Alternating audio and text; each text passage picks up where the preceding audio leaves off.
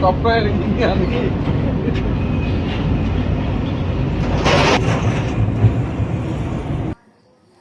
বেআইনিভাবে গাড়ির নম্বর পাঞ্চ করার অপরাধে দুবরাজপুরের সাতকেন্দুরি মোড়ের একটি দোকান থেকে একজনকে গ্রেপ্তার করল দুবরাজপুর থানার পুলিশ। ধৃতের নাম শেখ রাহুল।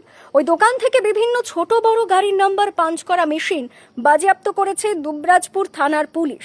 পাশাপাশি ওই দোকানে হার্ড ডিস্কও বাজেয়াপ্ত করা হয়। উল্লেখ্য, গোপন সূত্রে খবর পেয়ে দুবরাজপুরের সাতকেন্দুরি মোড়ে রানীগঞ্জ মোড়গ্রাম 14 নম্বর জাতীয় সড়কের ধারে থাকা রাহুল রেডিয়াম সেন্টার নামে একটা দোকানে দুবরাজপুর থানার পুলিশ হানা দেয়। সেখানে দেখা যায় বেআইনিভাবে গাড়ির নম্বর তৈরি করা হচ্ছে।